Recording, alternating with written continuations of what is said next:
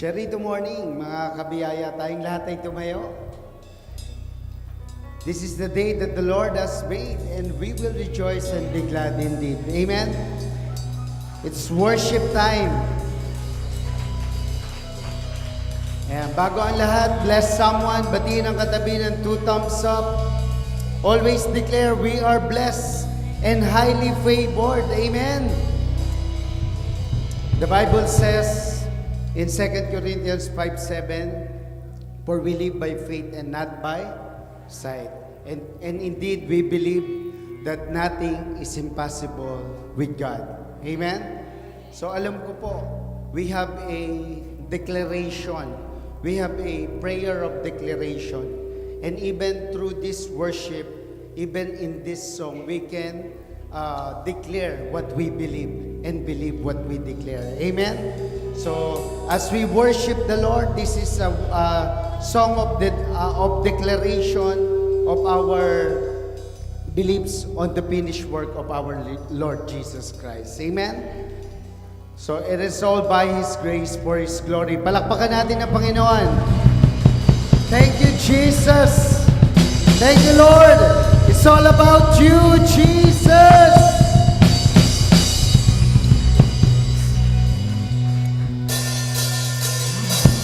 Through you, I can do anything. I can do all things, 'cause it's you gives me strength.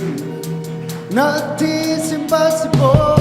Through you, thine eyes are open. Strongholds are broken. I am living by faith. Nothing's impossible. Oh, oh, yeah, yeah. Oh, oh. Let's declare. I'm not gonna live by what I see. I'm not gonna live by what I feel. This I know. Deep down I know that you're here with me. I know that you can do anything. Yeah. To you, I can do anything. I can do all things, 'cause it's you who gives me strength. Nothing's impossible. To you, thine hands are open. Strongholds are broken. I am living by faith. Nothing's impossible. Oh, oh, yeah. Oh, oh. Everybody, let's shout. I'm not gonna live by what I see. I'm not gonna live by what I feel. For we live by faith. Deep down I know that you're here with me. We know, I know that you can do anything. Yeah. Through you, I can do anything. I can do all things, 'cause it's you who gives me strength. Nothing's impossible. To you, thine hands are open. Strongholds are broken. I am living by faith. Nothing's impossible. To you, I can do anything. I can do all things, 'cause it's you who gives me strength. Nothing's impossible. To you, thine hands are open. Strongholds are broken. I am living by faith. Nothing's impossible. Now we will declare what we believe. Can we shout, I believe? All together, I believe. Let's shout from our heart. I believe, I believe. I believe, I believe. I believe, I believe. I believe, I believe in you. I believe, yes, Lord. I believe in you. I believe, in you. Through you, I can do anything. Come on, shout it out.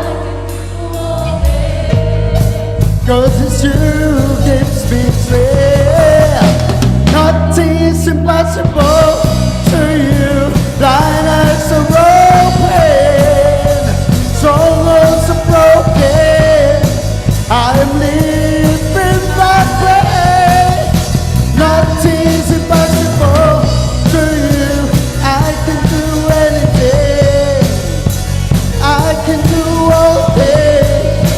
'Cause it's you who gives me strength. Nothing is impossible to you.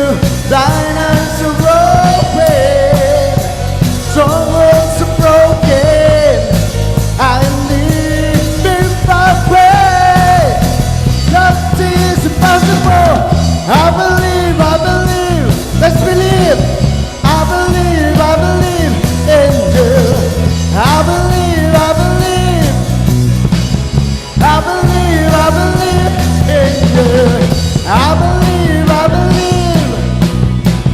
I believe in you. I believe, I believe. I believe in you.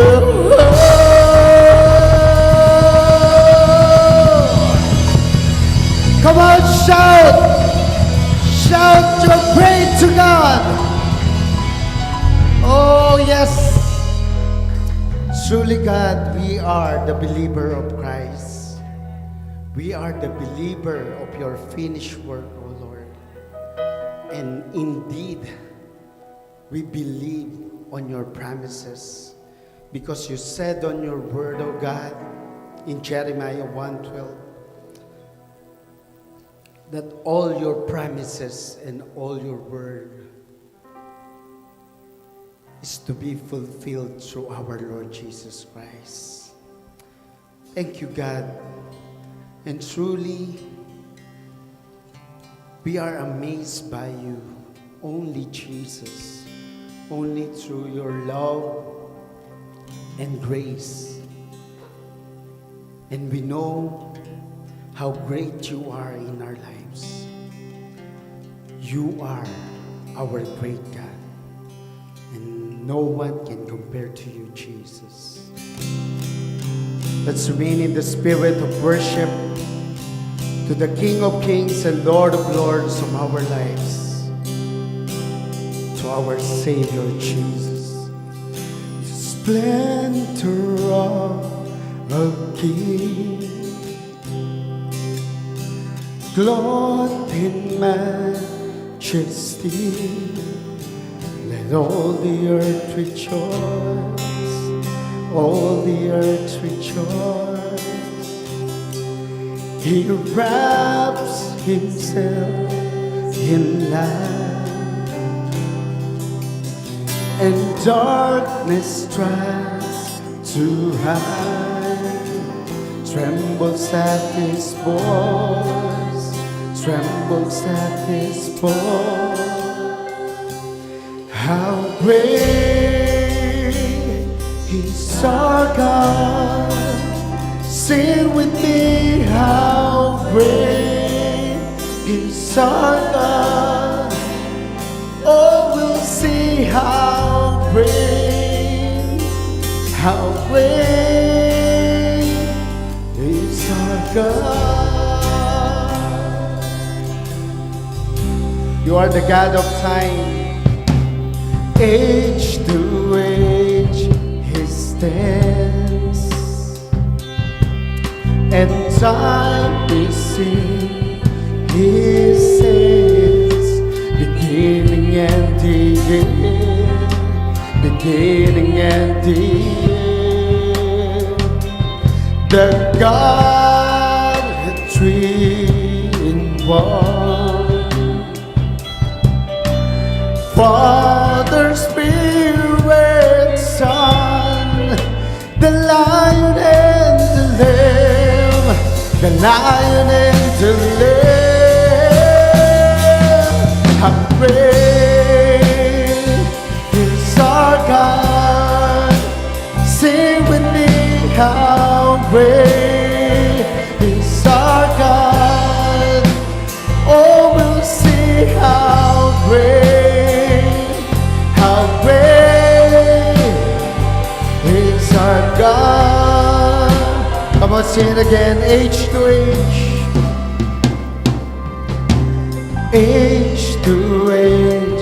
He stands,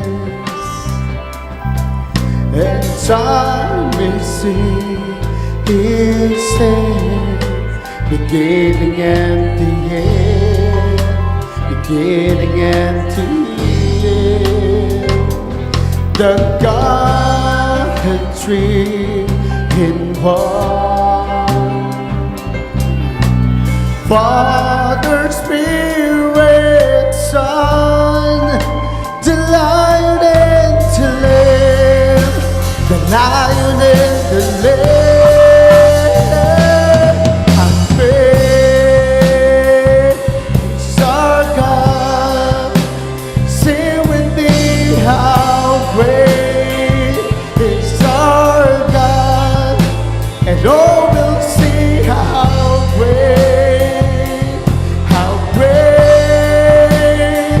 is our God. This our desire, that all people will see how great is our God.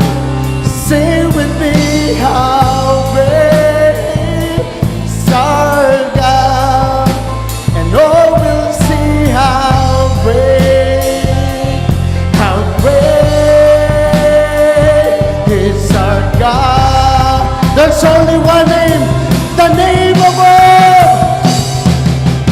You're the name above all names. You are worthy of all praise. And my heart will sing how great is our God. From our hearts we just want to declare who you are.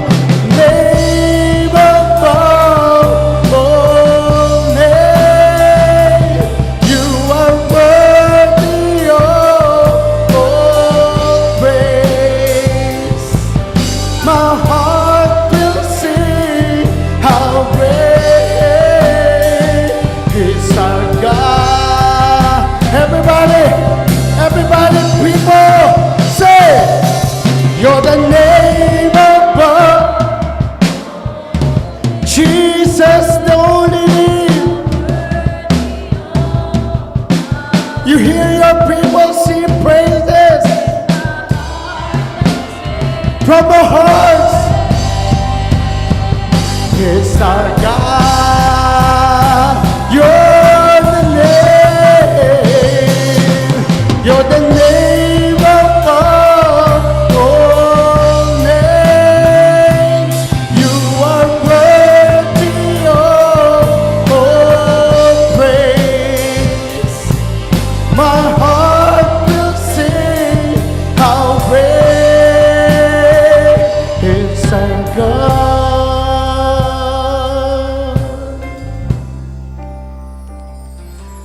How great is our God. Sing with me, how great is our God. Oh, we'll see how great is our God. Yes, Lord, we have a great God. How great is our God.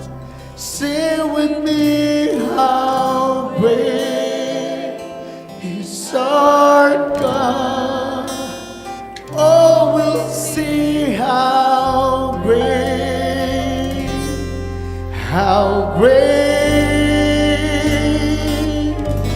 is our God.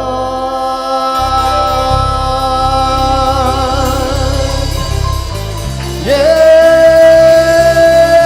Jesus.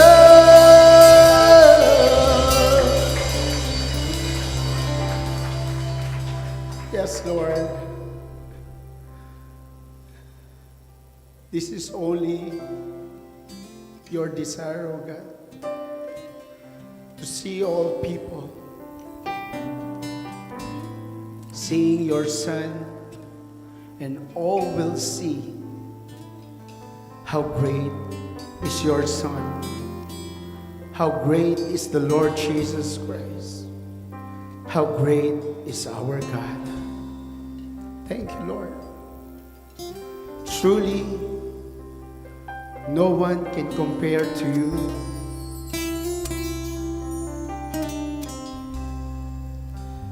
On your finished work on the cross, oh God, on your unconditional love, and your amazing grace for us.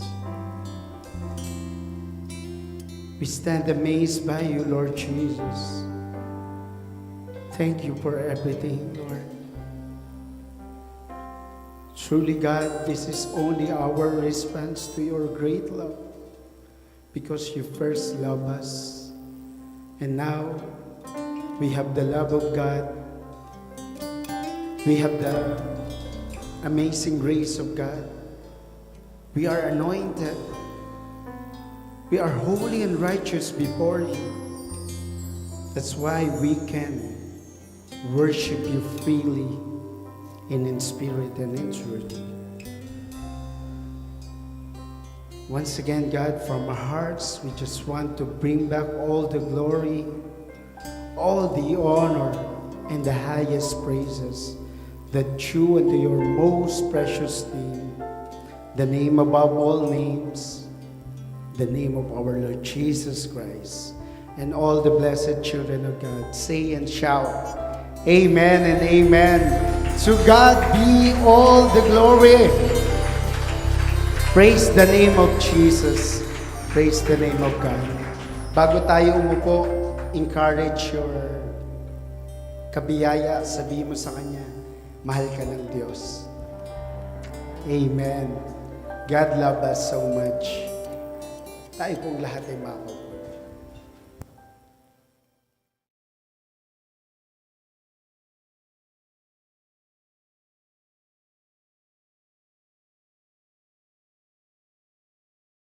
Praise the Lord. Amen. Let's give the Lord a clap of praise. Come on, clap your hands. Make a joyful noise to God. Make His praise glorious, for the Lord our God is awesome. Everybody shout, praise the Lord. Praise the Lord. Everybody shout, hallelujah. Hallelujah. Isang malakas sa clap offering para kay Lord. Come on. Clap your hands, all you people. Shout unto God with a voice of triumph. Can you say amen? Amen. Magandang umaga mga kabiyaya, at doon po sa mga nanonood sa broadcast po na ito. Magandang umaga, magandang hapon, magandang gabi. Anumang oras nyo napapanood ang broadcast po na ito, ako po si Bishop Emmy. Ito po ang worship online ng The Lord's Community at EMI Community. Pakibati po ang katabi ng 2 thumbs up. You are Charito, blessed and highly favored of God. Do you believe that? Amen. Do you always believe that? Yes. Do you confess that every day? Yes. Come on, let's do that today. I am Charito. I am Charito. I am blessed and highly favored. I am blessed and highly favored. I am a child of God. I am a child. Isang malakas sa clap offering para kay Lord. Hallelujah! Thank you, Jesus. This is a beautiful day. This is the day the Lord has made. we will rejoice and be glad in it. Can you say amen? Doon po sa mga nanonood sa broadcast po na ito, if you are watching this broadcast for the first time, please like and follow us on Facebook. Over 100,000 people follow us on Facebook. Please join us and experience the difference. When you follow us on Facebook, don't forget to click the See First button and turn on your notification. And if not asking too much, and I know it's not, please subscribe to EMI channel at YouTube. Meron po tayong bago sa social media platform para po sa mga kabiyaya po nating TikTokers. Kasama nyo na po si Bishop Emmy. Please follow Bishop Emmy on TikTok para po ito sa ating nuggets of grace, pira-pirasong biyaya para sa pang-araw-araw na pamumuhay. Please prepare your communion elements because at the end of this message, sama-sama at sabay-sabay po nating idideklara ang bisa at kapangyarihan ng tinapos na gawa ni Kristo sa krus ng Kalbaryo. Ang ostya ay simbolo ng kanyang bugbog na katawan. Ang katas ng ubas ay simbolo ng kanyang banal na dugo. Sa pamagitan ng kanyang banal na dugo, ang ating mga kasalanan ay pinatawad na. Sa pamagitan ng kanyang bugbog na katawan, ang ating mga sakit ay pinagaling na. And if you are sick in your body and you are watching this broadcast today, let me just encourage you, today is your healing day. Can we say that together? I believe that, we believe that with all of our hearts here, that today is your healing day. Let me encourage you to worship the Lord with your offering. As it is written, honor the Lord with your wealth.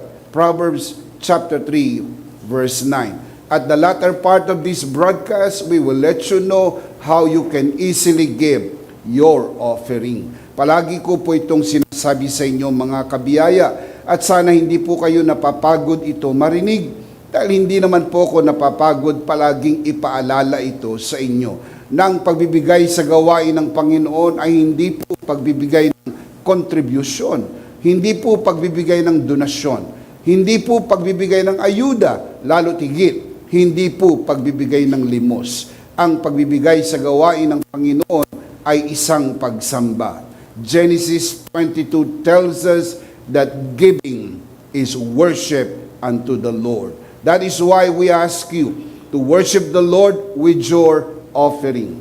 Because the truth is, you are not just watching a broadcast. You are worshiping the Lord with us, and giving is an integral part of your worship. The Apostle Paul writes, each man should give what he has decided in his heart to give, not reluctantly or under compulsion, for God loves a cheerful giver. 2 Corinthians chapter 9 verse 7. Palaging tandaan mga kabiyaya, walang maliit na halaga na hindi makakatulong. Lahat ng halaga, maliit man o malaki, ay mahalaga at makakatulong. Ang pagbibigay sa gawain ng Panginoon ay dapat bukal sa puso, kusang loob, at hindi napipilitan. Just to say this from our hearts here at EMI, thank you for giving to the Lord. Thank you for joining us online. Thank you for watching. Thank you also for inviting your friends and sharing this grace-filled and life-changing broadcast. Much, much appreciated. Before we dive into the pool of spiritual learning today, just to let you know, palagi ko po itong sinasabi sa inyo sapagkat tuwing merong broadcast, meron po mga bagong nanonood sa ating broadcast. May mga sinasabi si Bishop Emmy na palagi niyong naririnig. Pero para sa mga new viewers, ngayon lang po nila ito maririnig. Bago nagkaroon ng pandemya, taong 2020, we have 6 services here at EMI. 6 a.m., 8 a.m., 10 a.m., 3 p.m., 5 p.m., and 7 p.m. Over 1,000 people come here in a given Sunday to worship the Lord. You know the story. Nagkaroon ng pandemya sa buong mundo at naapektuhan po ang maraming simbahang lokal. Ang mabuting balita ay ito.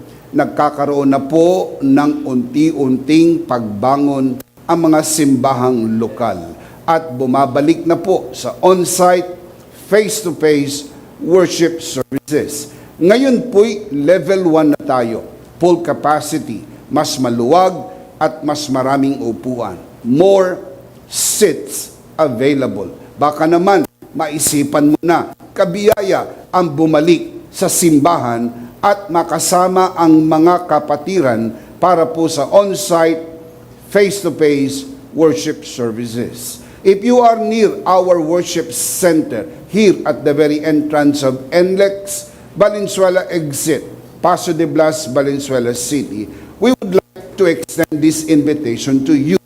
We are talking to you, you who are watching this broadcast. We would like you to join us in one of our 4 services here at EMI.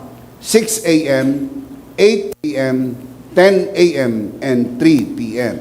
Come, join us, and experience the difference. Thank you so much for joining us today via online. Maraming salamat din po mga kabiyaya sa lahat ng naparito para sumamba kasama ang mga kapatiran. Palakpakan po natin si Lord.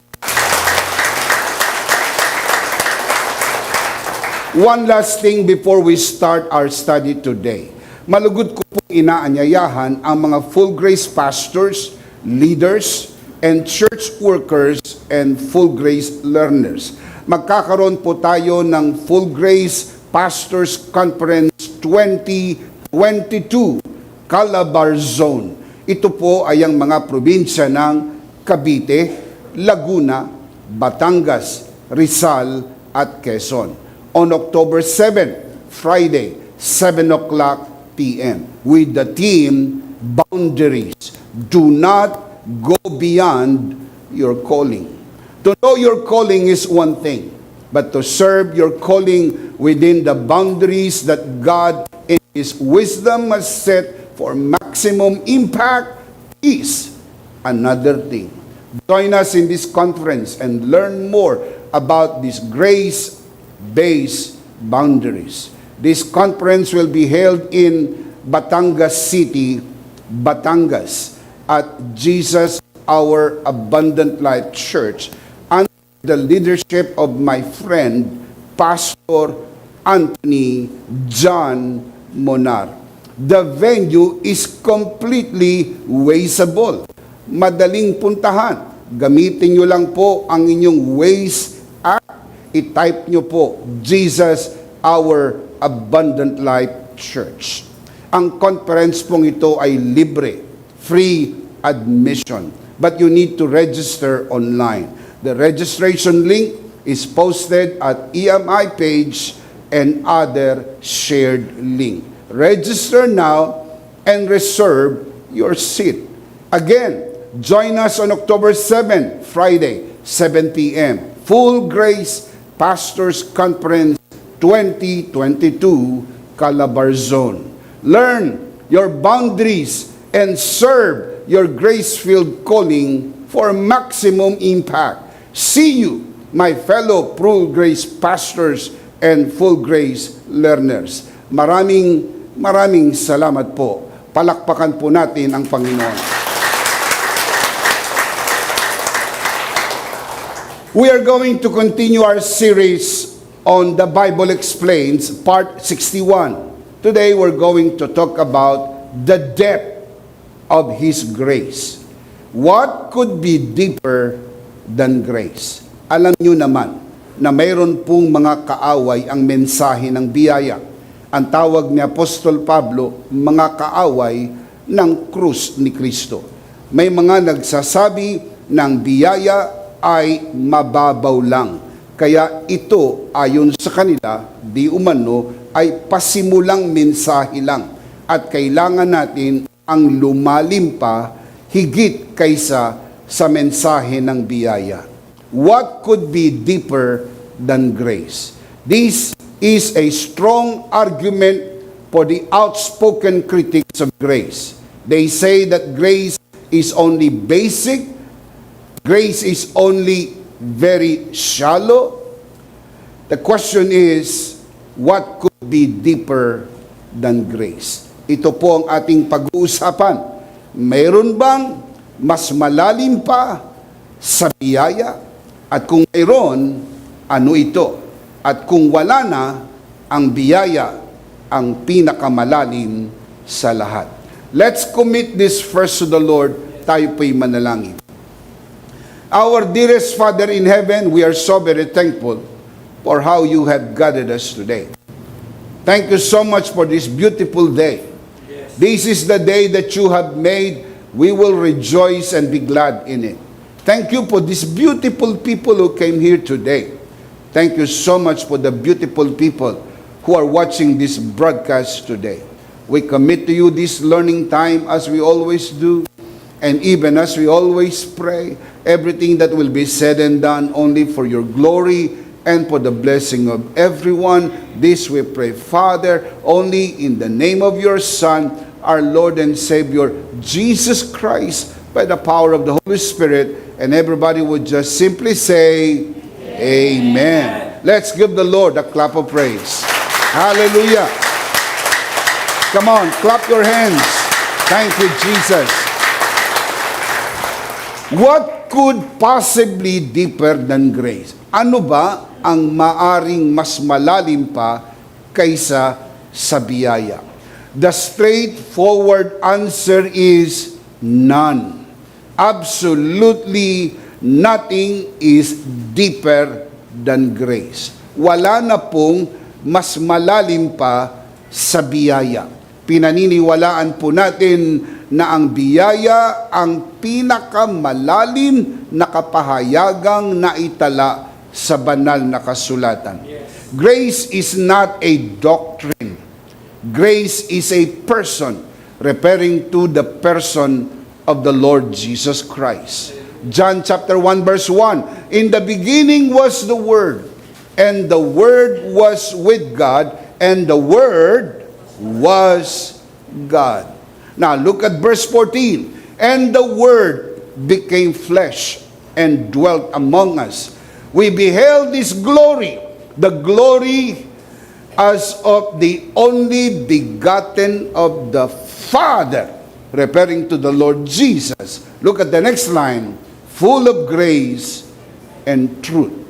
Ang ating Panginoong Jesucristo, ang kapuspusan ng biyaya at katotohanan.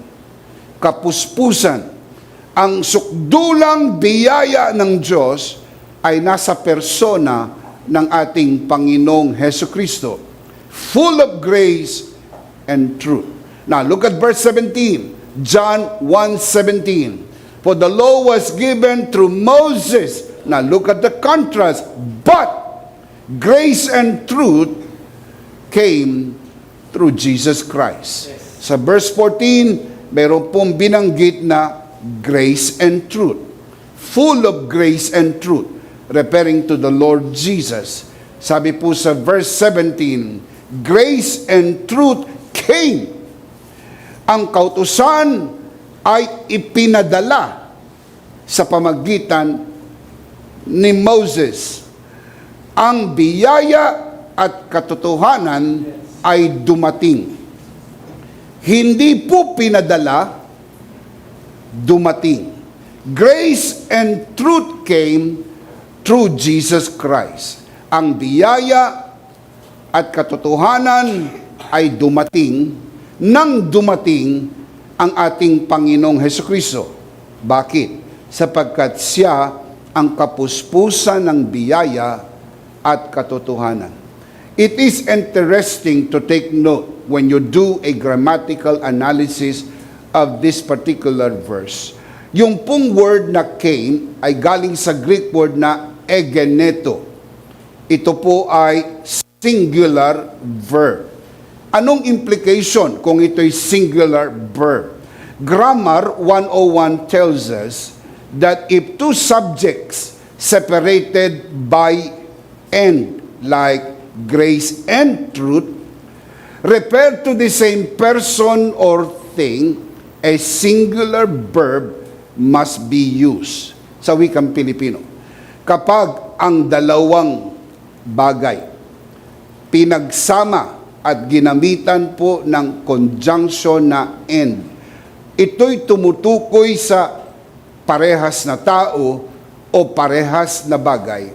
Ang dapat gagamitin mo ay singular verb. Yun po ang tamang gramatika nito. Dito po sa verse na ito, ang egeneto ay singular. Ibig sabihin, grace and truth are one. Yung grace, siya yung truth, siya yung grace. Dahil kung ito ay dalawang bagay na magkaiba at magkahiwalay, dapat para maging tama sa grammar, ang gagamitin plural verb. Let me give you an example. The President and Commander-in-Chief enters the room. The word enters, singular verb. Bakit? Dahil yung President at Commander-in-Chief ay tumutukoy sa isang tao lang. Ibig sabihin, grammatically correct. Grace refers to Jesus, truth refers to Jesus, kaya ang paglapat po ng gramatika, singular verb. Si Jesus, hindi lang po katotohanan. Si Jesus din, ang biyaya ng Diyos. Jesus is the grace of God. Now, hindi na po pinagtatalunan ng relihiyon ang pagiging katotohanan ni Jesus dahil in-affirm niya. Ang sabi niya, I am the way, the truth, and the life. Tuwiran, sinabi niya, ako ang katotohanan. Kung siya ang katotohanan, siya din po ang biyaya. Sapagkat ang biyaya at katotohanan ay hindi pwedeng paghiwalayin, sila'y magkasama. Kaya sinasabi natin, ang grasya ay hindi po basta katuruan. Kasi sabi po ng mga kaaway ng mensahe ng biyaya, masyado niyong minamalaki ang usapin ng biyaya. Yan ay isa lamang sa napakaraming katuruan sa Biblia. Gumagawa kayo ng issue na ang grace ay napakalaki, gayong ayon sa kanila, ito'y maliit lamang. Now, listen up. Kung si Kristo ang biyaya, naliliitan ka ba kay Kristo? Kung ang tingin mo sa biyaya ay lesson, doctrine, o aralin lang, maliit nga yun. Pero hindi po ito isang doktrina. Si Jesus, ang sukdulang biyaya ng Diyos. Come on, give Him praise. Amen. Everybody say, Jesus is the grace of God. Jesus is the grace of God. Can you say amen? Amen. How can you fathom the depths of God's grace? Kung si Kristo ang biyaya ng Diyos, paano mo maarok ang lalim ng biyaya ng Diyos? Ephesians chapter 3 verse 17, letter B, up to verse 19, letter A, the Apostle Paul writes, and I pray that you being rooted and established in love may have power together with all the saints to grasp how wide and long and high and deep is the love of Christ, and to know this love that surpasses knowledge. Well, alam ko, pagka binasa po natin ito, ang ibang laban sa mensahe ng biyaya ay nagtataas ng kilay, nagsasalubong ang kilay. Ang akin lang panalangin, sana huwag kang mag-ahit ng kilay dahil merong paliwanag ito. Sinasabi nila, wala naman binanggit diyang grace. Marunong naman akong magbasa. Nababasa ko, ang binabanggit dyan, the love of Christ. Hindi the grace of God, hindi the grace of Christ. In fact, Sa dalawang verses na yan, walang na-mention na grace. Maliwanag, love lang, walang grace na na-mention. Na kung ganyan ang argumento mo, ikaw ay lumilihis sa katotohanan. Hindi mo pwedeng paghiwalayin ang pag-ibig at biyaya ng Diyos. Dahil natatanggap mo lang ang pag-ibig ng Diyos sa pamagitan ng biyaya ng Diyos. Ang pag-ibig ng Diyos ay para sa lahat. Pero paano mo matanggap ang kanyang pag-ibig sa pamagitan ng kanyang biyaya? Love and grace are absolutely inseparable. Now, why we say so? Let me ask you this question. When did God love us? Kailan ba tayo minahal ng Diyos? Nung kayo'y nagsisimba na? Nung kayo'y member na ng choir? Member na kayo ng praise and worship? Nag-iikapo ka at supporter ka ng gawain ng Panginoon? Dun ka sinimulang mahalin ng Diyos? Now look at the scripture. Romans chapter 5 verse 8. But God demonstrate His own love for us in this: while we were still sinners, Christ died for us. Kailan tayo minahal ng Diyos? Nung tayo'y mga makasalanan pa.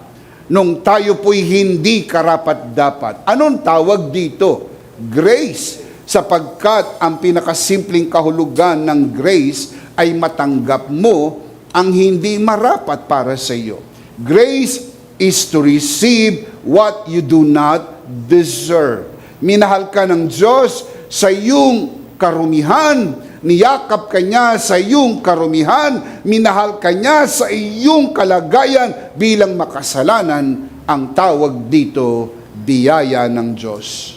When did He love us? When we were still sinners and undeserving. Can you say amen? Amen. This is grace in its purest form. How did God show His love for us? Paano ipinakita ng Diyos ang kanyang pag-ibig para sa atin? Alam natin kung kailan tayo sinimulang mahalin ng Diyos. Nung tayo'y makasalanan pa. Paano niya ipinakita ang kanyang pagmamahal sa atin? Sa pamagitan ng kamatayan ni Kristo para sa atin. Romans 5:8 again.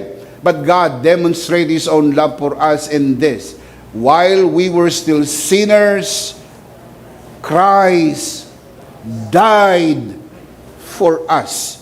Can you say amen? Amen. Christ died for us, referring to the finished work of Christ.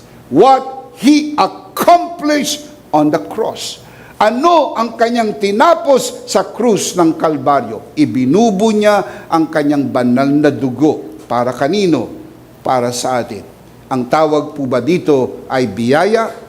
Tayong hindi karapat-dapat mahalin, minahal, tinubos sa pamagitan ng pagbububo ng kanyang banal na dugo.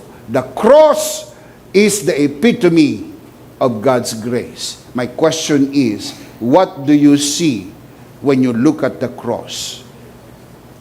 What do you see when you look at the cross?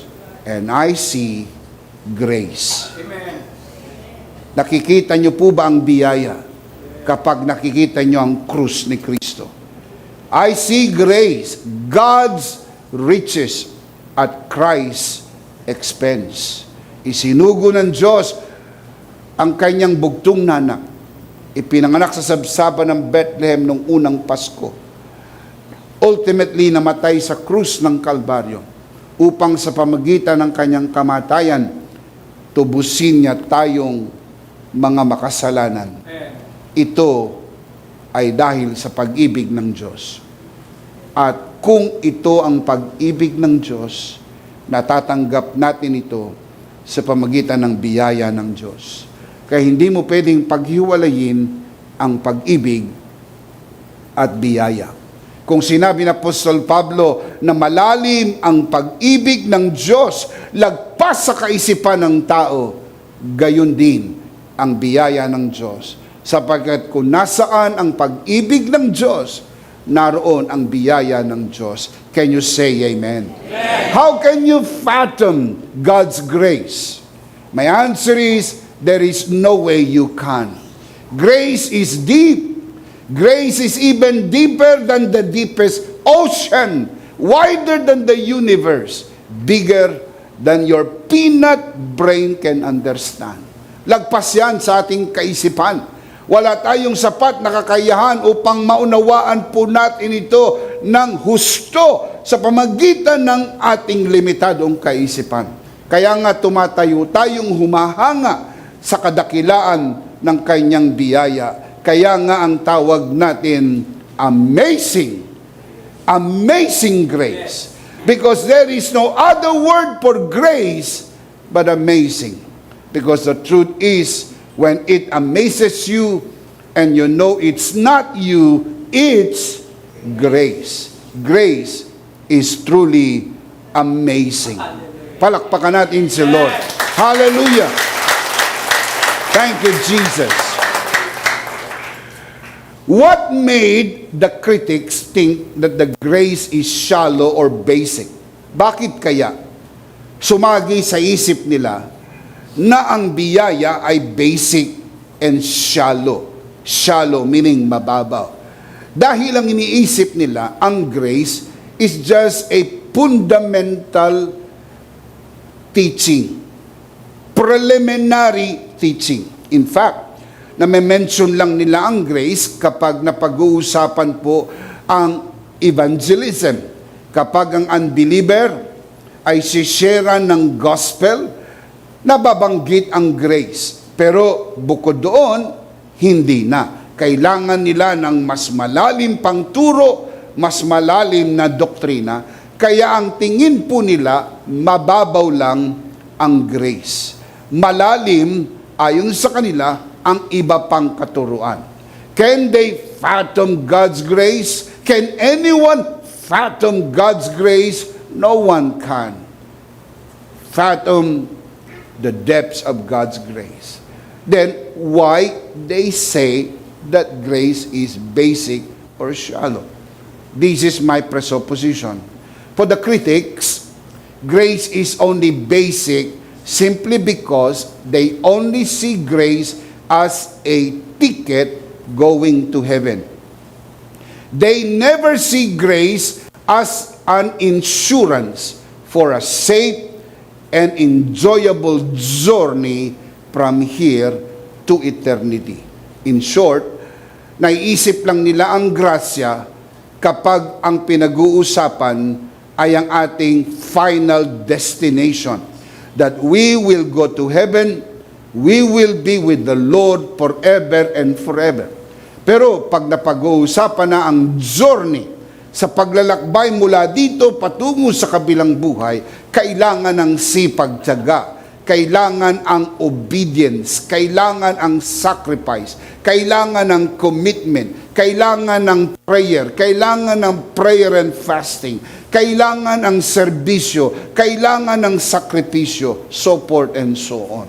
Parang hindi sapat ang tinapos na gawa ni Kristo na tayo hindi lang sinigurado na makakarating, hindi po sapat sapagkat hindi kasali ang paglalakbay. Yan po'y ating tinututulan sapagkat ang tinapos na gawa ni Kristo ay sapat na at higit pa. Hindi lang sinigurado ang iyong destinasyon, sinigurado niya rin na sa paglalakbay na ito, hindi ka magkukulang sa lahat ng iyong pangangailangan. Amen! Amen! Lagi naming ipinapaalala sa inyo, read your ticket. Meals are included. Can you say amen? Now, let me just share this with you. Alam niyo po, sa maraming taon, kasama si Pastor Joe, na aming paglalakbay sa lokal at maging sa international, minsan pa lang, at sana hindi po minsan, sana maulit, minsan pa lang po naranasan namin ni Pastora Jo ang sumakay sa business class. Emirates business class. First time. Well, I pray hard that this will not be the last time kasi talagang masarap masakay sa business class. Sana maulit. Malaki ang pagkakaiba. Now, allow me, of course, with your permission, to show you some pictures para mailarawan ko po kung anong aking ibig sabihin. 3 slides of pictures lang naman po ito dahil kung ipapakita ko ang lahat, kulang ang maghapon. Ang nakikita nyo po sa larawan ay ang mapalad na pagkakataon, so blessed opportunity, ang ikaw ay masakay, hindi lang po sa isang magandang airlines, kung hindi sa business class. As you can see, dito po sa mga larawan po na ito. Nakita nyo po si Bishop Emmy at si Pastora Jo. Ayan. Alam po ninyo na mahal ang business class. Kung hindi doble, kung minsan nagiging triple ang presyo. Sapagkat sinasabi madalas ni Bitoy, kasama yan sa binayaran mo. Madalas naman sinasabi ni Bishop Emmy, kasama yan sa binayaran ni Kristo, krus ng Kalbaryo. Palakpakan si Lord. Amen. Na, yan po yung picture. Malaki ang pagkakaiba. Malaki po ang pagkakaiba. Now, can you go back first? Now, as you can see, yan po ang pagkakaiba. Ang pagkain ay iba. May mga pagpipilian ka. Para kang nasa restaurant, bibigyan ka ng menu, pipili ka. Unlimited lahat. Lahat ng inumin, lahat ng juices, lahat. Orange juice, apple juice, tomato juice, all kinds of juice. You can make your own juice. Lahat ng wine, lahat ng pwede mong i-order. Pag upo mo, agad sasalubungin ka at bibigyan ka ng champagne. Upo ka sa mas maluwag na upuan, mas malambot na upuan, mas malaking television. Meron kang sariling earphone. May kumot. At kapag gusto mo nang matulog, pwede kang matulog. Ang pagkain ay steak. Steak a la pobre. Yung mga nasa likod, pobre. Yung steak a la pobre ay nasa unahan. Kailangan mo ng hot sauce, meron. Kailangan mo ng additional sauce, nandoon. Gusto mong umulit ng pagkain, pwede. Gusto mong humingi ng tinapay, pwede. Gusto mong mag-shower, pwede. Gusto mong magpalit ng damit, meron silang ibibigay sa iyo. Lahat ng kailangan mo, para kang nasa isang hotel habang ikaw ay naglalakbay. Maganda po talaga ang karanasan. Nang sumasakay ka sa aeroplano, madadaanan mo ito papunta sa economy. At minsan maibubulong mo sa sarili mo, sana all. Sana maranasan. Sana ma-experience kahit minsan. Ang totoo niyan, hindi po ako magsisinungaling sa inyo. Minsan ko yung naibulong sa Panginoon. Sapagkat pag sumasakay kayo ng aeroplano, dadaanan nyo sila. Ang gaganda ng mga upuan, ang gaganda ng mga facilities, ang gaganda po ng mga amenities. At may bubulong mo, Lord, kahit minsan, nung pinaranas ng Panginoon, Lord, sana maulit. Ang sabi sa akin ng Lord, akala ko ba minsan lang? Well, hindi ko naisip, ganun pala kaganda, sana maulit. Of course, wala namang imposible kung pandigi kang maniniwala, nangyayari lang yan sa naniniwala. Palakpakan natin si Lord. Amen.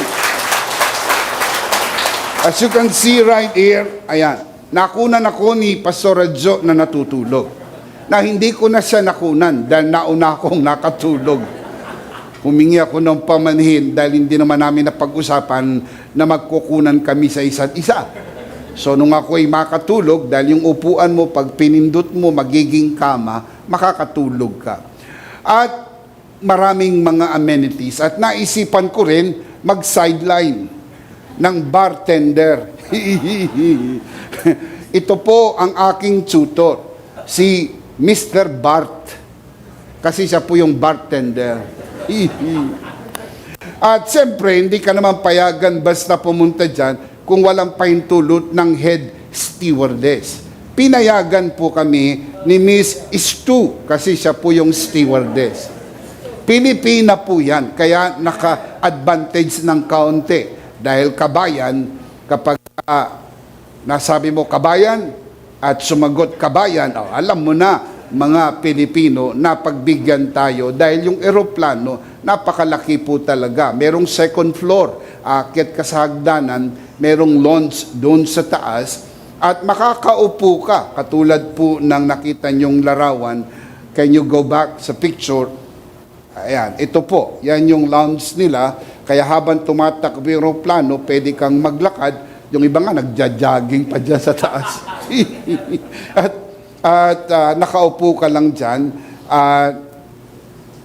Merong lounge sa taas. You can just relax habang naglalakbay. Now, pinakita ko po lahat yan sa inyo para magkaroon kayo ng larawan. Ito po ay magmamatter lang kapag malayo ang biyahe. Hindi mo mararamdaman ang diferensya nito kung pupunta ka lang sa Cebu. Naintindihan niyo po kung ibig sabihin. Hindi ho masyadong mararamdaman ito kung pupunta ka lang po ng Hong Kong o ng Singapore. Kasi masyadong maiksi yung biyahe. Nagmamatter lang po ito kung ang biyahe po ninyo ay sa Europa o Amerika. Dahil ang pinag-uusapan na po dyan, 16 hours, 18 hours, 20 hours. Kung minsan may layover pa. Kayo po'y mag-stop over, tulad namin, nag-stop over po kami sa Dubai. At dahil nasa business class po kami, meron pong lounge para po sa mga business class passengers. Again, buffet na naman ang pagkain po doon. Pwede kang mahiga, pwede kang matulog, pwede kang mag-shower, pwedeng lahat gawin, manood ng TV. At bago ka sumakay uli sa susunod mong flight. Inulit ko po, magmamatter lang ito pag masyadong mahaba ang biyahe.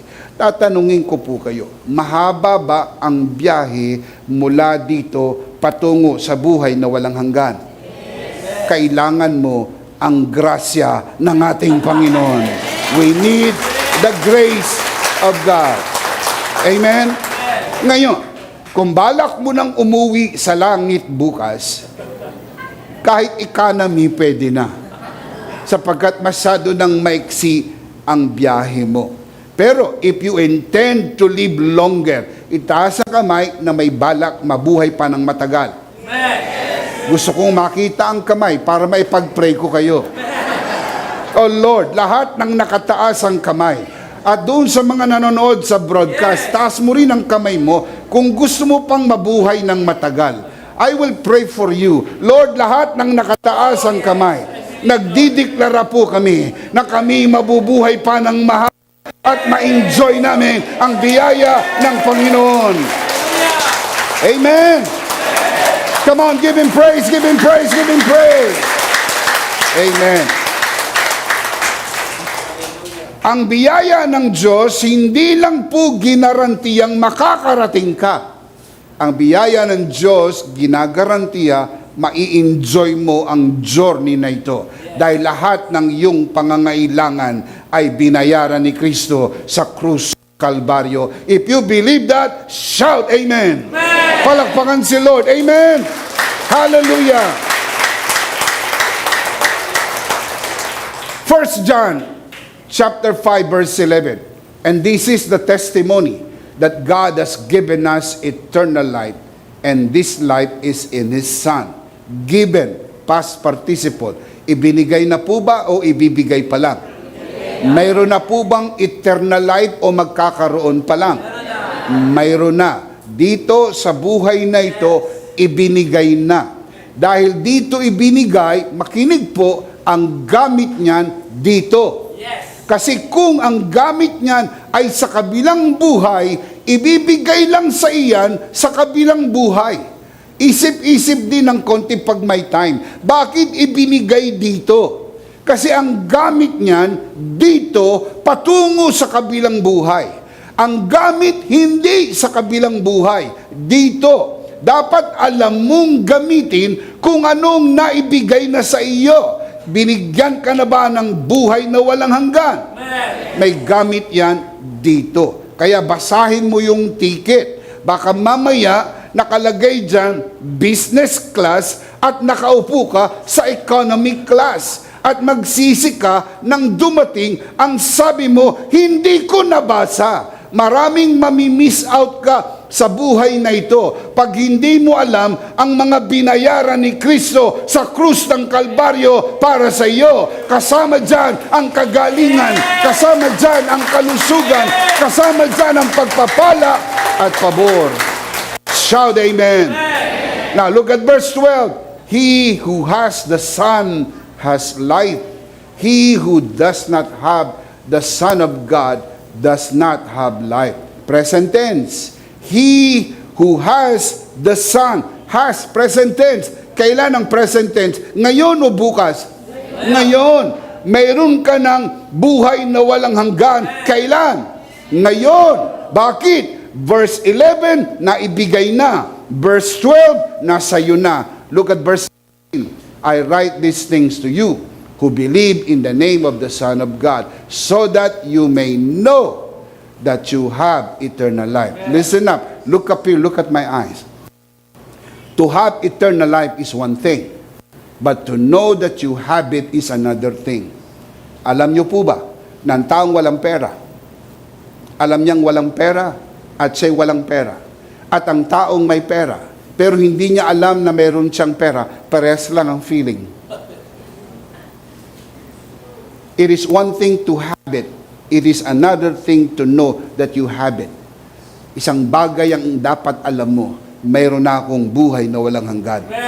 Kaya aaralin mo kung paano mapapakinabangan at mai-enjoy yung buhay na walang hanggan na naibigay na kailan, ngayon, saan, dito. Kaya dito ang gamit ng buhay na walang hanggan. Napansin nyo, present tense, you have eternal life. Ngayon, meron na ba o wala pa? Itaas ang kamay ng naniniwala, meron na po siyang buhay na walang hanggan. Palakpakan po natin ang Panginoon. Amen. The question is, do we have eternal life now? Yes, we have. Another question is, what does it mean to have eternal life? To have is one thing, and to know that you have it is another thing. Ano ang ibig sabihin ng pagkakaroon ng buhay na walang hanggan? Religion defines this by saying that eternal life is something that we will enjoy in the next life. Kaya ang tingin nila sa eternal life, something that you will have after you die. Kailangan mo munang mamatay bago ka magkaroon ng buhay na walang hanggan. So hindi po ibinigay na, ibibigay pa lang. Kailan? Pag namatay ka na. Kaya kailangan mo munang mamatay bago ka magkaroon ng buhay na walang hanggan. Sabi ng Bible, mayroon na tayong buhay na walang hanggan. Can you say amen? Amen. Eternal life is a present possession of every believer to be enjoyed here and now as you go from here to eternity. I want to say that again. Eternal life is a present possession of every believer. Are you a believer? Amen. Come on, I'm asking you, are you a believer? Amen. It is a present possession of every believer to be enjoyed here and now. Dito at ngayon, as you go from here to eternity. Eternal life is given here and now, therefore it is for here and now, and not only for the future. Hindi ko po itinatanggi, talagang itatawid tayo hanggang sa kabilang buhay. Pero ang magtatawid sa atin ay nandito na, sasamahan tayo sa journey hanggang maitawid tayo sa buhay na walang hanggan. So let me ask you the question again. What does it mean to have eternal life? Let me give you 5 answers. Number 1, it means to have the fullness of life. Pag sinabi nyo pong fullness of life, hindi lang po quantity, kundi quality. Aanihin mo naman ang napakahabang buhay sa isang buhay na hindi na nawala ng ubo. Ang ikaw ay ubuhin, mahirap na rin. Pero yung hindi ka na inalisan ng ubo, ikamamatay mo yan. Isipin mo, binigyan ka ng 100 taong buhay, pero 100 taong inuubo ka. Napakahirap naman ata. Ni hindi ka makabuo ng salita dahil kada salita mo inuubo ka. Hindi ka man lang makakain dahil pagkain mo inuubo ka. Wala man lang gustong humalik sa'yo dahil inuubo ka. Napakahirap namang buhay na ikaw ay habang buhay na inuubo. Pero masyado namang mahaba ang buhay mo. Kaya hindi lang pinag-uusapan ng haba. Yung quantity, pinag-uusapan din yung quality. Kung minsan, mga kapatid, yung iba, ang sabi, di bali daw maiksi, basta may quality. Para sa akin, maganda na yung mahaba, may quality. Kaya lang yung iba, nagsesettle sila sa quality at the expense of quantity. Gayong kasama yung dalawa na yon. Bakit mo paghihiwalayin kung pinangakuan ka ng Diyos ng mahabang buhay? Sabi sa Bible, bubusugin kita ng mahabang buhay. So ibig sabihin, mahabang buhay na busog. Hindi gugutumin kita ng mahabang buhay. Hindi po, bubusugin kita. Kaya ibig sabihin, hindi ka lang mabubuhay ng mahaba. Mabubuhay ka ng mahaba, puno ng pagpapala at pabor ng ating Panginoon. Of course, we need to show you the verse because the verse is the voice of God. John 10:10, letter B. I have come that they may have life and have it to the full. Not only that you have life, but have it to the full. Ang tawag dyan, the fullness of life. Now look at this from the Living Bible. My purpose, Jesus said, is to give life in all its fullness. Yung life po dyan, Zoe. Hindi po bios. Yung bios, natural life. Lahat ng taong nabubuhay, merong bios. Tawag dyan, biotic life. That's where we get the word biology, natural life. Kahit ang hayop may natural life. Kahit ang halaman may natural life. Ang tao meron ding natural life. Pero ang taong walang Jesus sa kanyang puso, wala siyang Zoe. Meron lang siya bios. Kaya siya po'y living dead. Buhay naturally, pero spiritually dead. Sabi ni Jesus, I am the way, the truth, and the light. Pag tinanggap mo si Jesus, tinatanggap mo yung Zoe, and that Zoe tells you that you have life and you have the fullness of life. Can you say amen? Amen? You have to agree with God and always confess long life. Yung iba po ay hindi maingat sa pagsasalita.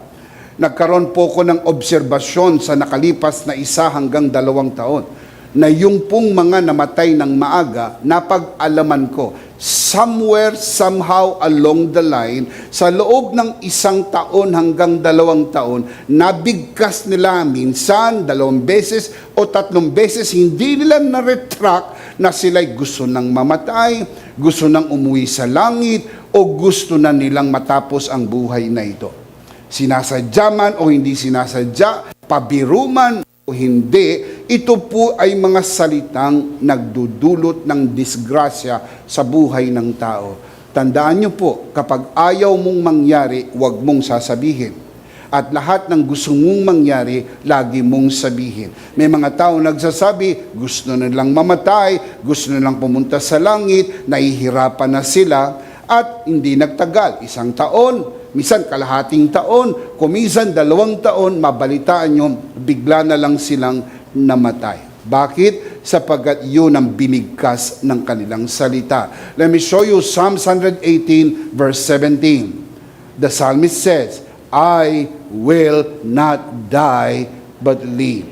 Yan ang bigkasin mo. Kung naniniwala ka that you have Zoe inside you, I will not die but live. Come on, let's say that together. I will not die but live. One more time. Come on, taas natin ang ating 2 kamay, bigkasin natin yan ng malakas mula sa ating puso. Ready? 1, 2, 3. I will not die but live. One more time. I will not die but live. One more time. I will not die but One more time. I will not die but For the last time, I will not die but live. Do you believe that? Amen. Palakpakan si Lord. Amen. Amen. I will not die but live. Why? Because I believe I have eternal life. I have the fullness of life. Of course, kung talagang dumating na ang takdang panahon na ikaw ay kukunin ng Lord, sino naman tayo para tumanggi? Dalang buhay na ito ay hiram lang. Pero huwag nawang mangyari na ang iyong premature death is caused by your wrong confession. Huwag naman. Alam nyo, kahit hindi mo naman yan i-confess, kung talagang yan na nga po ang destination mo, hanggang dun ka na lang, kukunin ka ni Lord. Pero nagkaroon ako ng obserbasyon. Nagtanong-tanong ako sa mga asawa nila, sa mga kamag-anak nila, sa mga anak nila. Ay lagi nilang nasasabi, o minsan nasasabi nila, gusto ko nang umuwi sa langit, gusto ko nang makuha ako ni Lord. Kaya nga, ganun ang nangyari. Tingnan nyo ang sabi ng Bible, Proverbs 18:20, 21, from the Good News Translation. You will have to live with the consequences of everything you say. What you say can preserve life or destroy it. Now look at the next line. You must accept the consequences of your words. Put this in your mind. Words have consequences. If you speak light, you get light. If you speak death, you get death. Why? Because it is very clear in the Bible. Now, Proverbs 18:21 from the Living Bible, same verse. Those who love to talk will suffer the consequences. Now, look at the next line. Men have died for saying the wrong thing. Underscore that. Men have died for saying the wrong thing. Hindi pa sila dapat mamatay. Premature death. Bata pa po sila. Kailangan pa sila ng church nila. Kailangan pa po sila ng family nila. Kailangan pa sila ng mga loved ones nila. In my opinion, they could have lived longer. Pero men have died for what reason? Saying the wrong thing. Numbers 14:28. So tell them, as surely as I live, declares the Lord, I will do to you the very things I heard you say. Sinabi po ng 10 espiya, nakasama po nung 12 espiya na nagmanman sa lupain ng Cades Barnea. Nung sila'y bumalik, sabi nila, hindi natin kaya. Hindi tayo makakapasok sa lupang pangako. We are all gonna die. Di natin kaya, mamamatay tayong lahat. Namatay nga. Namatay lahat yun. At lahat ng napaniwala nila, all of them died. Sapagat yun ang binigkas ng kanilang bibig. Pero nung sabi po ni Joshua at ni Caleb, we are able to go up and take the country, possess the land from the Jordan to the sea. And though the giants may be there up to hinder, our God has given us the victory. Nakapasok po sila sa promised land. In-honor ng Panginoon ang binigkas ng kanilang bibig. Kung pinakikinggan ng Diyos ang ating sinasabi, Anong gusto mong iparinig sa Kanya ngayon?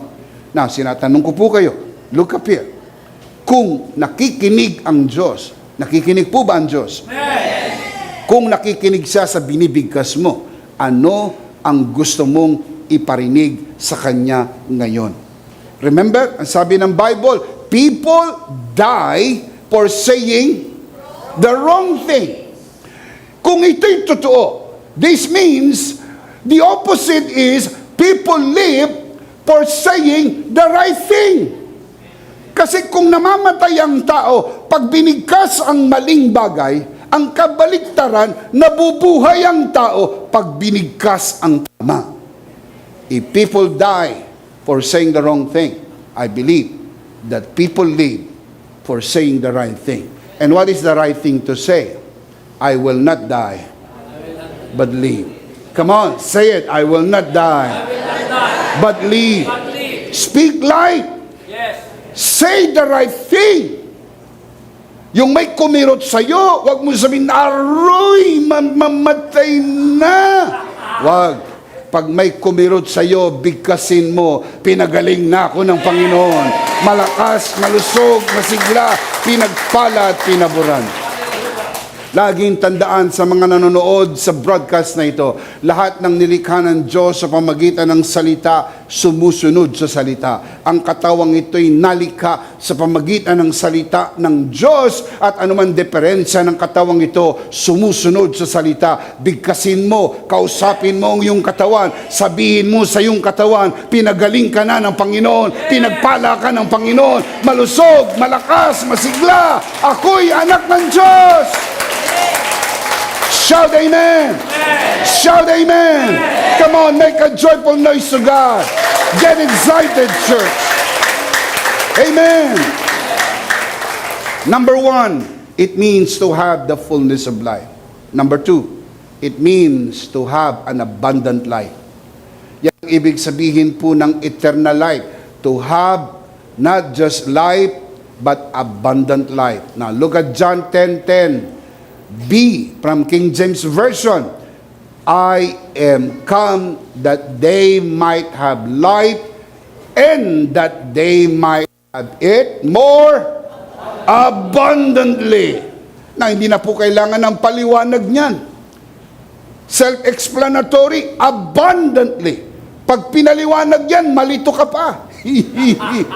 Alam niyo, ang ipinapaliwanag lang sa Bible, yung nangangailangan ng paliwanag. Pero kung ganyan naman kalinaw, na binigyan ka ng buhay at buhay na masagana, wag mo na masyado yung ipaliwanag. Paniwalaan mo na lang. Nangyayari lang yan sa naniniwala. Itaas ang kamay ng mga naniniwala. Palakpakan si Lord.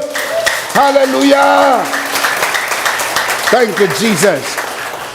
What does it mean to have eternal life? Number 1, it means to have the fullness of life. Number 2, it means to have an abundant life. Number 3, it means to have a rich and satisfying life. Not just rich, but rich and satisfying. Meron pong iba, rich and yet not satisfying life. Kaya may mga tao po na mayaman pero hindi po kontento sa buhay. Parang wala nang katapusan ang pagbili. Lahat yata gustong bilhin. Pag nakakita ng lupa, gustong bilhin. Lahat gustong bilhin. May mga tao, mga kapatid, na walang mapaglagyan ng pera, lahat gusto bilhin. Pag nakakita ng tao, magkano ka? Pati tao gusto bilhin. Sobrang dami ng pera. Bakit? Kasi walang satisfaction. Let me show you the verse. John chapter 10 verse 10, letter B, from the New Living Translation. My purpose is to give them a rich and satisfying life. Lahat po ng version po na ito ay cover nung pong word na Zoe. Na yung word na life lang, kapag yun lang ang nakasulat po ron, hindi mo makita yung buong larawan ng Zoe. Kasi iba yung Zoe sa bios. Bios, natural life. Ang Zoe, yan po yung eternal life. Ibinigay na sa iyo ng Lord ang isang buhay na mayaman at mayroong kasapatan. Now, yung yaman po na tinutukoy natin dyan, hindi po yung yaman katulad ng yaman ng sanglibutan. Hindi po. Yan po yung sinasabi sa Bible sa 2 Corinthians chapter 8 verse 9 na siya bagaman mayaman naging mahirap alang-alang sa atin upang sa kanyang paghihirap tayo po yumaman. Ang pagyaman po dyan ay ang buhay na mas maunlad kaysa sa naging buhay ni Jesus nung siya'y nandito sa mundo na ito. Iniangat niya ang ating buhay. Buhay na pinagpala, buhay na pinayaman, buhay na hindi lang po mayaman, kundi mayroon pong kasapatan. Can you say amen? Amen. Number 4, what does it mean to have eternal life? Number 4, it means to have an enjoyable life. Mayroon po mga mayaman pero hindi nag-i-enjoy sa buhay. Mayroon po mga mayaman, mga kapatid, na hindi nila alam kung paano i-enjoy ang buhay. Now, look at John chapter 10 verse 10, letter B from the Amplified Version. I came that they may have and enjoy life. I came that they may have and enjoy life. Not just to have life. To have life is one thing, but learn to enjoy what you have is another thing. Maraming mga tao, hindi alam kung paano i-enjoy ang buhay. Minsan, meron pong isang mangisda na nakaupo sa kanyang bangka at nagpapahinga. Nakita po siya ng mayaman. Ang sabi sa kanya, anong ginagawa mo? Di mo ba nakikita? Nagpapahinga ako. Sabi niya, sayang ang oras mo. Dapat sana mangisda ka pa. Sabi niya, tapos na ako mangisda. Nagpapahinga na ako. Mangisda ka uli. Bakit? Para mas marami kang mahuli. Para ano? Para ikaw yung makabili ng mas malaking bangka. Para ano? Para mas makahuli ka pa ng marami. Para ano? Para makabili ka ng mas malaki pang mga lambat. Para ano? Para makahuli ka pa ng marami. Sabi niya, ano? Pag nakakuha ko ng maraming huli, nakabenta ako ng maraming huli, ang sabi niya, magkakaroon ka ng maraming pera. Ano kung magkaroon ka ng maraming pera? Makakapagpahinga ka. Ang sabi niya, yan ang nga ginagawa ko ngayon. Nagpapahinga na. Alam niyo ba na maraming mga tao inaantay magkaroon ng maraming pera bago magpahinga? Hindi na nakapagpahinga. Alam niyo, kapag nagsimula po kayo mag-tour sa local man o international, may mga mapapansin kayo. Napansin namin ni Pastor Joe na lahat ng kasamahan namin ay puro mga retirees. Puro mga retirees. Yung kanilang retirement, yun ang ginagamit nila para sila po ay makapag-tour o makapamasyal. Kaya lang may problema sila. Hindi na sila makalakad.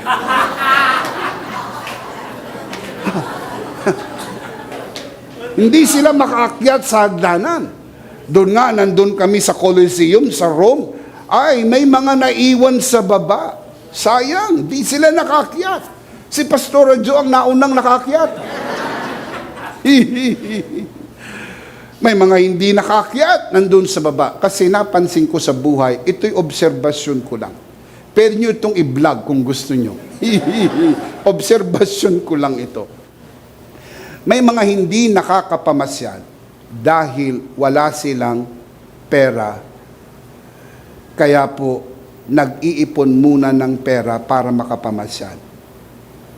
Yung iba po, nung makaipon na ng pera, hindi na rin makapamasyal sapagkat matanda na.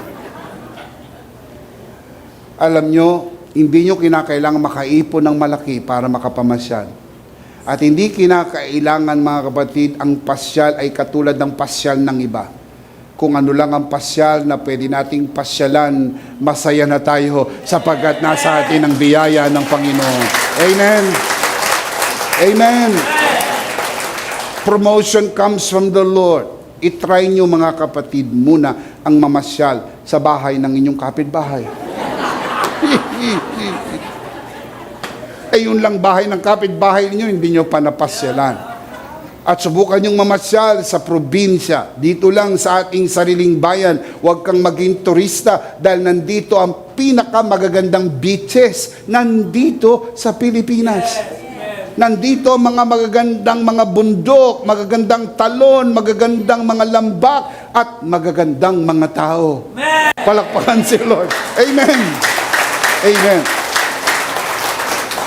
Alam nyo, masarap din talagang kumain ng spaghetti at pizza Italiana. Pero alam nyo, kapag nakakatatlo, 4 na araw ka na, hinahanap ko ang adobo. Hinahanap ko ang sinigang. Kaya nung pauwi kami, tinawagan na po namin yung bahay. Sabi ko sa aking mga anak, siguruhin yung may sinigang. Siguruhin niyo merong kanin sapagkat 14 na araw hindi ako nakakain ng kanin. Dumidilim ang paningin ko. Dumidilim talaga ang paningin ko. Minsan, inahawakan ko, ibang kamay na pala. Natawanan ako ni Pastora Jo. Sapagkat iba talaga ang pagkain Pinoy. Maniwala po kayo, iba. Iba talaga ang bagoong, kamatis, okra. Na pag kinagat mo, naglalaway. Iba talaga. Talong, kamatis, mainit na kanin. Paghigop mo, mga kapatid, ng mainit na sabaw ng sinigang.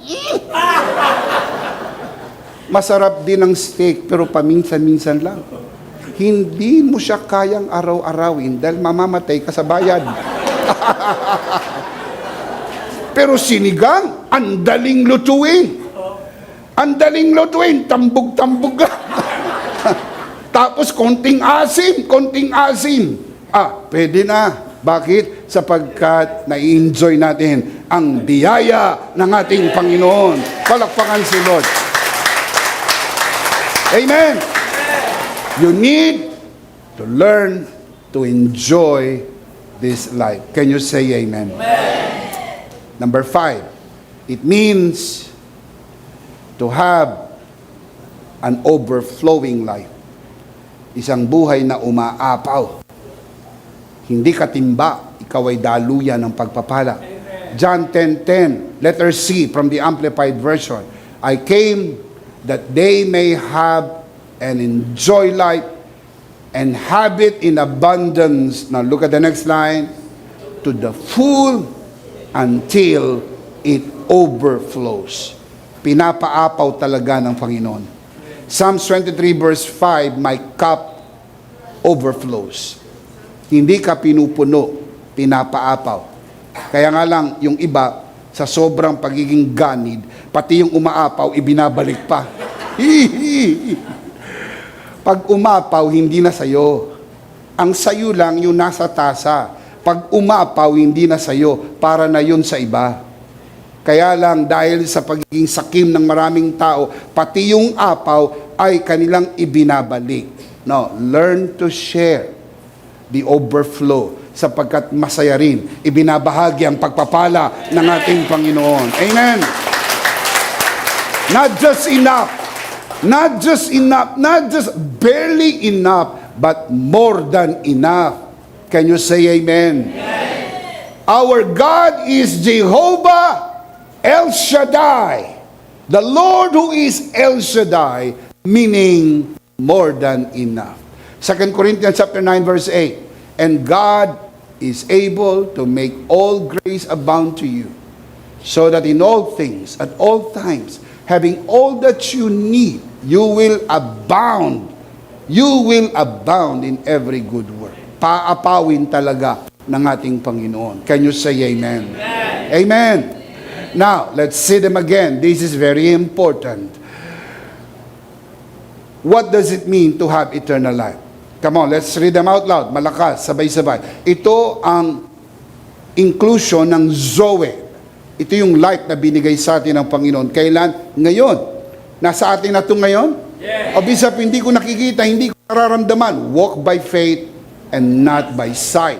Walk by faith and not by feeling. Declare what you believe and believe what you declare. Come on, what does it mean to have eternal life? Number 1, it means you have.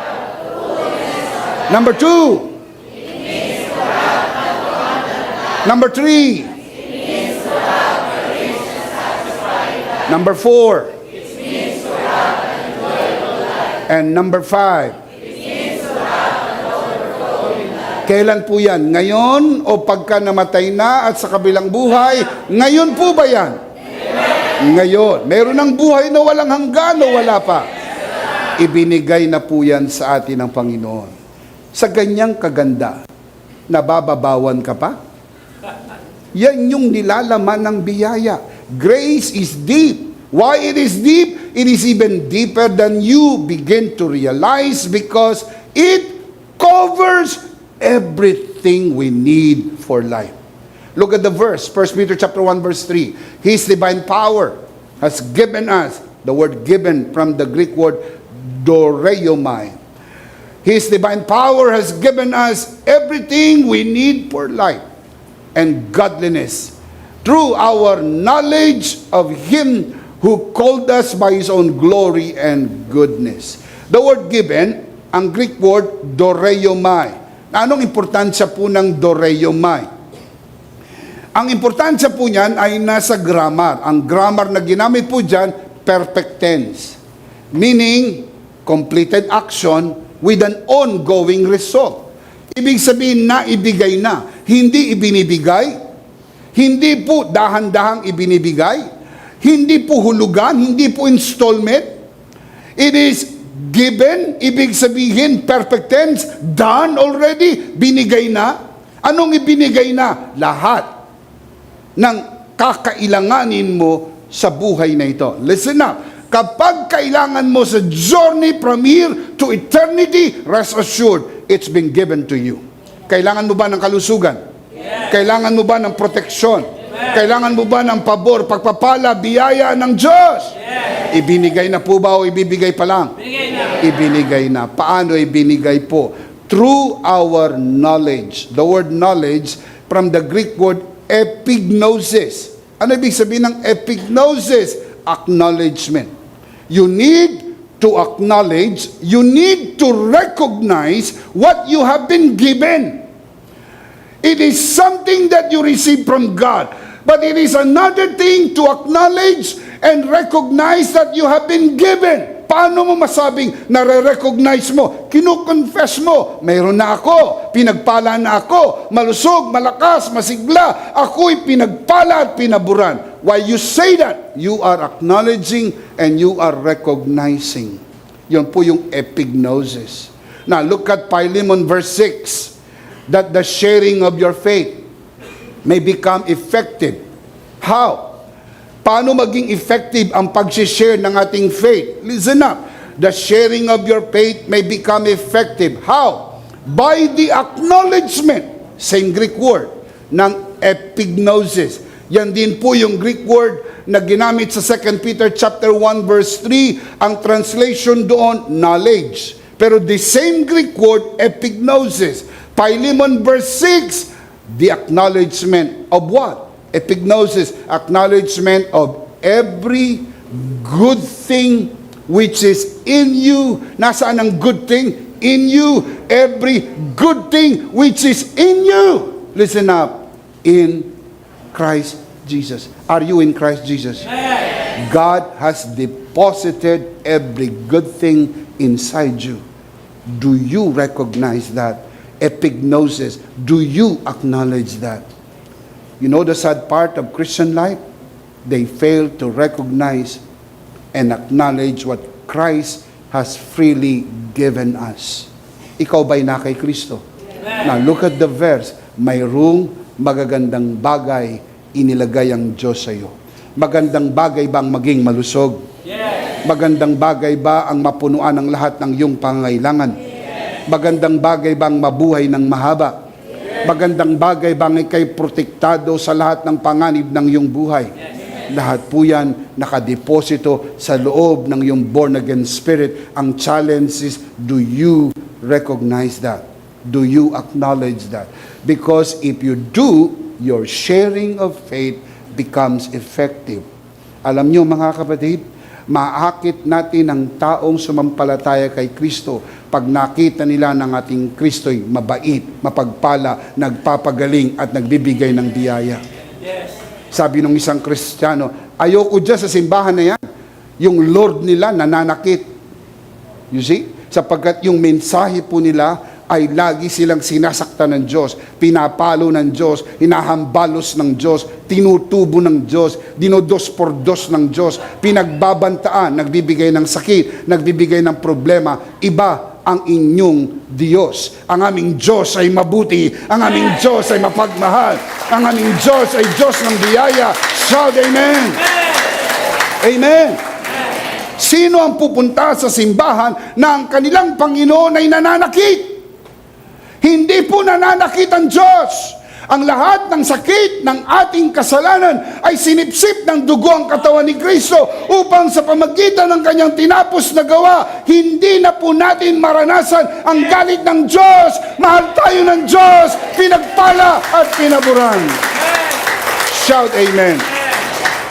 Sabi po ni Apostol Pablo kay Pilemon, dito magiging epektibo ang pagbabahagi ng iyong pananampalataya. Look at 2 Peter 1:3 again. His divine power has given us everything we need for life and godliness. How? Through our acknowledgement. That is a better translation. Acknowledgement. Not knowledge. Acknowledgement. Epignosis. You need to acknowledge Christ and His finished work. Because what Christ has accomplished on the cross, He gave us everything we need for life. Binigay niya na lahat ng kakailanganin natin. Can you say amen? Grace is basic for the critics.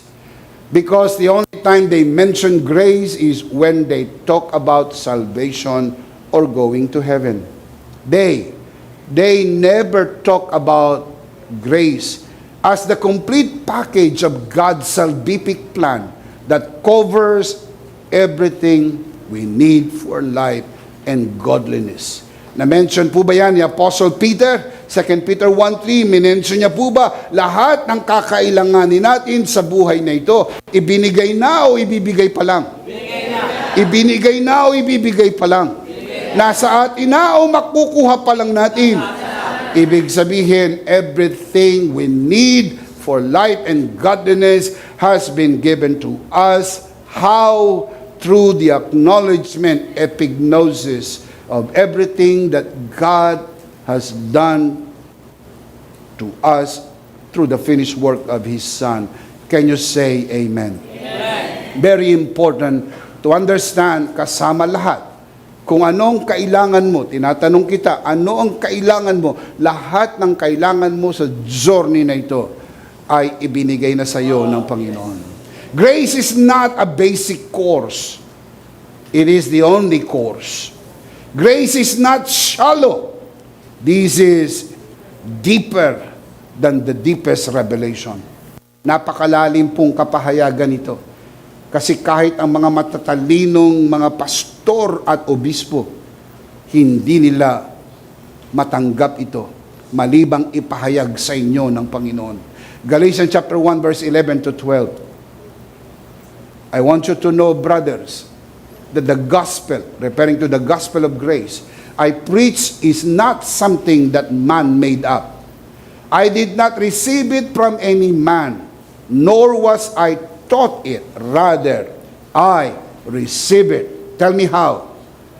By revelation from Jesus Christ. Apokalupsis. By revelation. Naintindihan lang natin ang napakagandang mensahe ng biyaya sapagkat inihayag ito ng Panginoon sa atin. And it is my prayer that even as you hear His word today, kayong nanonood sa broadcast na ito, that you will receive the revelation from the Lord Jesus, that you will understand that grace is not shallow. Grace is deep and even deeper than you realize. Grace is not something you need. Grace is the only thing you need. Grace is everything. If you miss grace, you miss it all. The big idea is, in Christ, grace is everything. Sa Tagalog, kay Kristo, ang biyaya ay lahat. Kay Kristo, ikaw ay nasa biyaya dahil si Kristo mismo ang biyaya. At pag nasa iyo ang biyaya, wala ka ng kakailangan pa. Sapat at higit pa ang biyaya ng Diyos. Hallelujah! What is the big idea? In Christ, grace is everything. Are you in Christ? Yes. Grace is everything. Of course, we do not want to end this broadcast without giving you the opportunity as well as the privilege to receive Jesus today and be saved. Si Jesus ang biyaya ng Diyos. Tanggapin mo ang kanyang biyaya at lahat ng kabuuan ng biyaya ng Diyos ay mapapasa iyo. And if you want to receive Jesus today and be saved, sumunod ka sa panalangin ng pagtanggap. Taas mo ang iyong dalawang kamay. Samahan po natin ang ating mga bisita, mga nanonood sa broadcast na ito. Sa lahat ng narito sa bulwagang ito, itaas natin ang ating dalawang kamay. At sumunod tayo sa panalangin ng pagtanggap. Sumunod kayo sa bawat salitang bibigkasin ko at ariin mo na ito isang personal mong panalangin. Manalangin tayo. Panginoong Jesus, ako po'y makasalanan. Hindi ko po kayang iligtas ang aking sarili. Ako'y mapapahamak nang hiwalay sa iyo. Narinig ko po ang mabuting balita. Ako po'y naniniwala. Tinatanggap kita sa aking puso bilang aking Panginoon at aking tagapagligtas. Salamat po. Pinatawad mo na ang aking mga kasalanan. Isinulat mo na ang aking pangalan sa aklat ng buhay. Sa pangalan ni Jesus. Amen. Amen. Ako na lang po mananalangin, Ama, sa oras na ito, itinataas ko po sa harapan ng sino mang sumunod sa panalangin ng pagtanggap. Dito man sa loob ng bulwagang ito at maging sa mga nanonood sa broadcast na ito. Ang dalangin po namin na sila'y lumago sa biyaya at magpatuloy sa bagong natagpuang pananampalataya. Sa pangalan ni Jesus, tayo magsabing, Amen. Amen. Hallelujah. Thank you, Jesus. Ano po ang big idea? Malakas, sabay-sabay. In Christ, grace is everything. Tayo po'y dumako sa banal na komunyon. Kunin niyo po ang inyong communion elements at sabay-sabay natin ipagdiwang ang tinapos na gawa ni Kristo sa pamamagitan ng biyaya ng banal na komunyon. Let's do this together.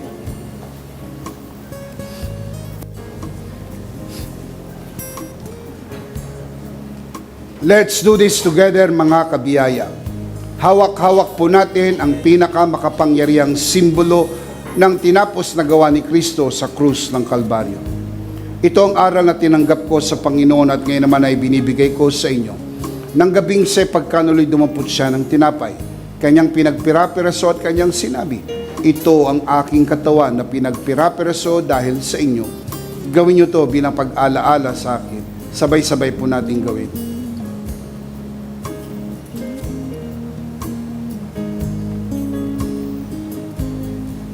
Gayun din naman matapos magapunan ni kanyang hinawakan ng saro at kanyang sinabi, ito ang saro ng bagong tipan na pinagtibay ng aking dugo.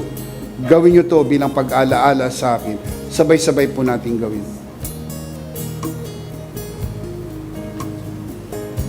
Atin pong itaas ang atin pong dalawang kamay at sumunod po tayo sa panalangin ito.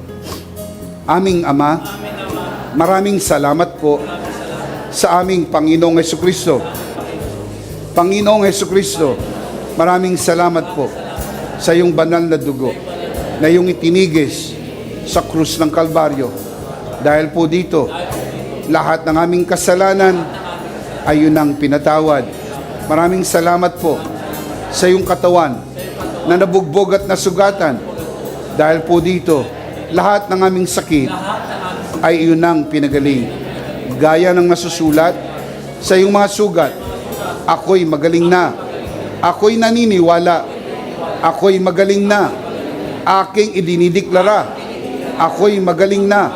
Ako'y malusog, malakas, masigla, pinagpala, pinaburan, at mabubuhay ng mahaba. Sa pangalan ni Jesus, maraming salamat po, Banal na Espiritu, sa iyong kapahayagan, sa mensahe ng biyaya. Sa pangalan ng Panginoong Hesus. Amen. Amen. Palakpakan si Lord. Hallelujah.